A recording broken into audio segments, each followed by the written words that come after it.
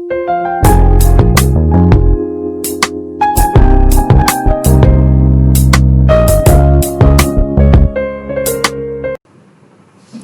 morning, students.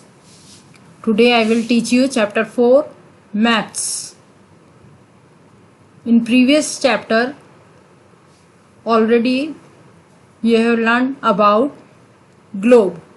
Advantages of globe. हमने globe के बारे में पढ़ा था. But globe has limitations as well. Or a globe can be useful when we want to study the earth as a whole. Globe तभी हमारे लिए useful होता है जबकि हम पूरे अर्थ की स्टडी करें, एज अ होल पूरे अर्थ की स्टडी करें तो हमारे लिए ग्लोब यूज़फुल होता है. But when we want to study only a part of the earth, अगर हम ओनली उसके एक पार्ट की, अर्थ के एक पार्ट की स्टडी करना चाहें तो as about our country, states, districts, towns and villages, it is of little help. In such a situation we use maps. इसके लिए हम क्या यूज़ करेंगे?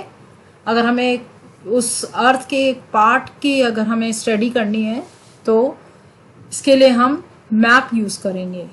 Now what is map? A map is a representation or a drawing of the earth surface or a part of it drawn on a flat surface according to a scale. Now we find that maps are useful to us for various purposes.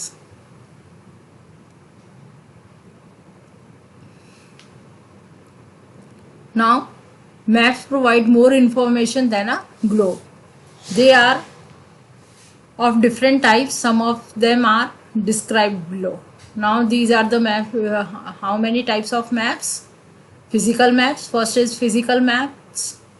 Maps showing natural features of the earth such as mountains, plateaus, plains, rivers, oceans, etc.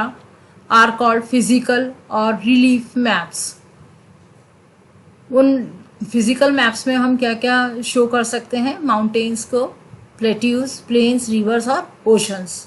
Now second is political maps. Maps showing cities, towns and villages and different countries and states of the world with their boundaries are called political maps. अब political maps में हम क्या क्या show करते हैं? cities, towns, villages और different countries भी show कर सकते हैं, states भी शो कर सकते हैं और पूरे वर्ल्ड की और उनकी बाउंड्रीज जो है, उनके नेबरिंग कंट्रीज हैं, उसको भी हम पॉलिटिकल मैप में शो कर सकते हैं. Now third is thematic maps. Some maps focus on specific information such as roads, maps, rainfall, maps showing distribution of forest, industries, etc. are known as thematic. अब thematic में हम क्या क्या use कर सकते हैं? रेनफॉल मैप्स कर सकते हैं, रोड मैप्स कर सकते हैं, मैप्स जो किसका डिस्ट्रीब्यूशन शो कर रहे हैं, फॉरेस्ट का और इंडस्ट्रीज़ का. जिन मैप्स में ये सारी चीज़ें शो होती है वो मैप जो होते हैं वो थीमेटिक मैप्स होते हैं. Now there are 3 components of maps. Maps में 3 कंपोनेंट्स हैं. हम मैप में 3 चीज़ों के बारे में पढ़ेंगे. Distance, first is distance, second is direction and third is symbol. Now first, distance. Maps are drawings which reduce the entire world or a part of it to fit on a sheet of paper, or we can say maps are drawn to reduce scales. Reduce scales करते हैं हम. अब कैसे हम scales reduce करते हैं? But this reduction is done very carefully so that the distance between the places is real. It can only be possible when a small distance on paper represent a large distance on the ground. कब होता है ये possible? जब हम small distance बताते हैं paper के अंदर और वो ग्राउंड में जो होता है उसका लार्ज डिस्टेंस होता है. Therefore a scale is chosen for this purpose. अब इसके लिए हम क्या चूज करते हैं? स्केल यूज करते हैं. Scale is the ratio between the actual distance on the ground and the distance shown on the map. For example, the distance between your school and your home is 10 kilometer. If you show this 10 kilometer distance by 2 centimeter on a map, अगर हम 10 kilometre के distance को हम 2 centimetre में map में show करेंगे तो it means 1 centimetre जो है वो किसके बराबर है, 5 किलोमीटर के बराबर है. 1 सेंटीमीटर, इसका स्केल क्या हुआ, the scale of drawing will be 1 centimetre is equal to 5 kilometre. Scale is very important in any map. इसके लिए स्केल जो है बहुत इंपॉर्टेंट होता है. If you know the scale you will be able to calculate the distance between any two places on a map.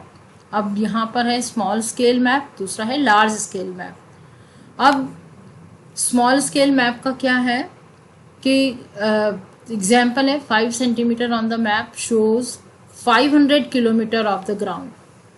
अब 5 centimetre है map में और ग्राउंड में कितना शो कर रहा है वो 500 किलोमीटर. इसका मतलब है वो स्मॉल स्केल मैप है. और अगर इस 5 सेंटीमीटर है, लार्ज स्केल मैप क्या होता है, मैप में जो है 5 सेंटीमीटर है शोज कर रहे हैं और ग्राउंड में जो है वो 500 मीटर शो कर रहा है, तो उसको हम कहते हैं large scale map. Large scale map gives more information than small scale map. अब है यहाँ पे direction. Most maps contain any arrow marked with the letter N. At the upper right hand corner पे N मार्क होता है और उसका N का मतलब होता है north direction. It is called the north line. When you know the north, अगर हम एक बार नॉर्थ डायरेक्शन हमें पता चल जाएगा तो हमें दूसरे डायरेक्शन फाइंड करने में ईजी हो सकता है. You can find out other direction. For example दूसरे डायरेक्शन कौन से, east, west and south. There are 4 major directions. 4 major directions हैं. कौन कौन से हैं, north, south, east and west. और इनको हम क्या कहते हैं, कार्डिनल पॉइंट्स कहते हैं. These are the cardinal directions. यहाँ देखो नॉर्थ, साउथ, ईस्ट और वेस्ट हैं. तो अदर 4 इंटरमीडिएट डायरेक्शंस हैं. इंटरमीडिएट डायरेक्शंस कौन से हैं, नॉर्थ ईस्ट, साउथ वेस्ट और north west. These are the 4 intermediate directions also. Now find out the following directions from we can find the directions of a place with the help of compass. ये तो cardinal directions आपको समझा दिए मैंने. These are the 4 cardinal points. कौन कौन से थे, नॉर्थ, साउथ, ईस्ट और वेस्ट. और intermediate directions कौन से हैं, साउथ ईस्ट, नॉर्थ ईस्ट और साउथ वेस्ट और नॉर्थ वेस्ट. अब है compass. You can see this compass. इसमें कंपास देख सकते हैं. We can find out the direction of a place with the help of compass. से भी हम उसके डायरेक्शन देख सकते हैं. It is an instrument use to find out main directions. It's magnetic needle. ये जो नीडल है ये this is the magnetic needle always points towards north south direction. देखो ये मैग्नेटिक जो नीडल है वो नॉर्थ साउथ डायरेक्शन, देखो ये नॉर्थ है और ये साउथ डायरेक्शन को पॉइंट कर रही है नीडल जो है इसकी magnetic needle. Now I hope you will understand this.